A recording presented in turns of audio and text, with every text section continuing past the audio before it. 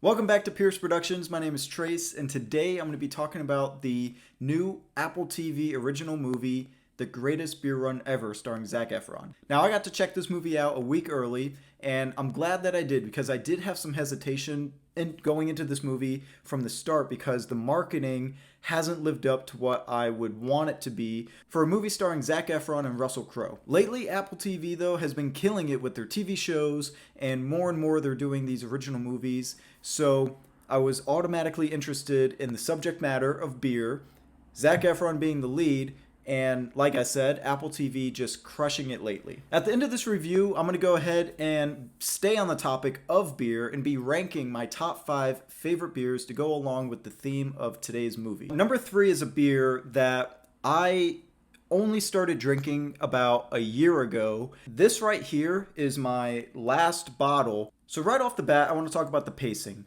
A lot of times, I always complain that a movie is too long and stuff could have been cut out. For this movie in particular, I thought that the pace played in its favor. I didn't feel like I was sitting there too long, I wasn't tapping my foot, and I didn't ever feel like anything was ever rushed. So I do feel that this was a great pace for this movie. And with this story, it never at any time tried to overcomplicate itself. It knew what it was, and it stuck to that formula.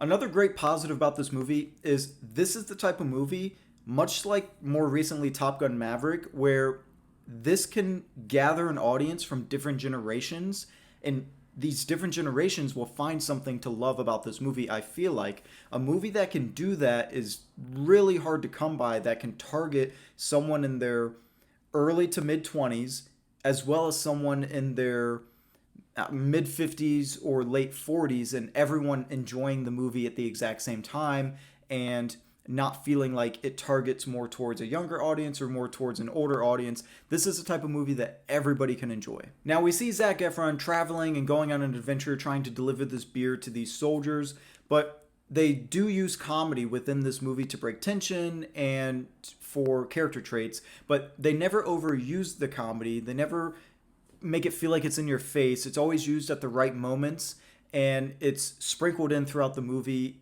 a fairly good amount, I feel. And like I said, it doesn't overdo it. Now, before I go into some of the things I did have a problem with this movie, I want to talk about the performances, specifically Zac Efron. This, to me, is his best performance that he's given into a movie. The guy just continues to impress me. We might have to forget a little bit about Firestarter. That was a bump in the road, but everything else through these last 10 years that he's been doing continues to impress me, and I do feel that this is his best role and his best acting that he's given. Now, along with performances, let's go ahead and go to Russell Crowe with a performance that was not there as much as I thought it would be when looking at the poster and seeing Russell Crowe's name right next to Zac Efron's. He's not in the movie as much as I was hoping that he would be in this movie, and I get it. If you have Russell Crowe, you want to put his name on the poster, obviously to gain more of an audience, but he's not in the movie as much as you would want him to be in the movie, and really his character could have been played by anyone. It's great that they got Russell Crowe, but the character could have been played by anyone. I don't feel like at any time he put his stamp of acting on this character and really fleshed it out for himself. Now, my biggest problem and issue with this movie, and it's really not that big of a deal, but it's something that stuck out to me while watching this in the theater, and it's that this movie, it almost can't decide what type of movie it wants to be. It's almost like it was two ideas and two movies placed into one film. The first 75% of the movie is this heartwarming adventure about this guy trying to get out of his small town and make a difference and deliver this beer to these soldiers across, fighting in the war. And that was a big chunk of the movie. And then all of a sudden, it turns into a gritty thriller about survival. And I would have been more accepting of this tonal change if it happened sooner in the movie. Maybe around like the halfway mark, it did this change. But all of a sudden, there's like 20 minutes left of the movie, and then it just changes into this thriller out of nowhere. It just kind of caught me by surprise. Now, with that tonal change about the thriller and him trying to survive, that I feel like could have been its whole movie, a whole different movie. That could have been its whole thing, is him just trying to get out of the city and surviving. That was an interesting plot, but like I said, kind of threw me off guard because I wasn't expecting that with what the rest of this movie teed up to what it was supposed to be like. So those are my quick thoughts on the greatest beer run ever. I am going to be watching this again when it comes on Apple Plus. If you have a chance to check it out in the theaters, I suggest checking it out.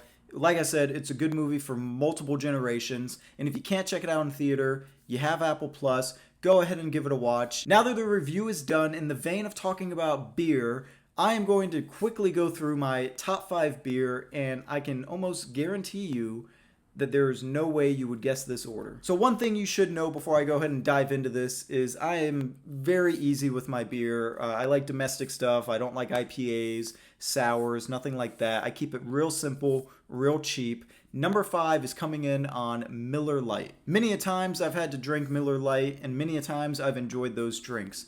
Number 4 is coming in with Michelob Ultra, but more specifically, the pure gold version I find more superior than the regular Mich Ultra.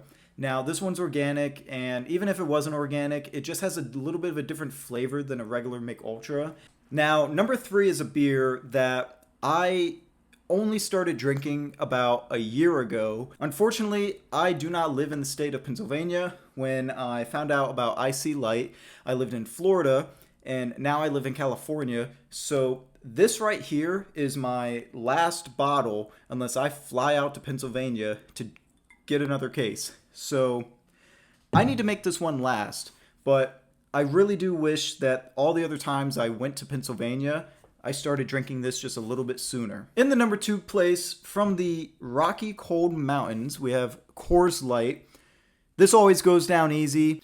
And actually, one of my best memories in Colorado is going to the Coors Light factory with my friends when we were on a snowboarding trip. And I can't even go through how many cans and bottles of Coors Light I've drinking in my life. Probably more than you would want to know. And finally, my number 1 beer, which only people that know me will probably guess. And it's one of the cheapest ones there is, but I love it because so many people hate it. My beloved Busch Light is my number 1 beer choice that I can choose. That's a sound of refreshment. No question about it. So underrated, but also so cheap. And I gotta keep myself hydrated. So whenever I'm running low on fuel, I always go for a Busch Light. And if I can't find that, I got 4 other great options.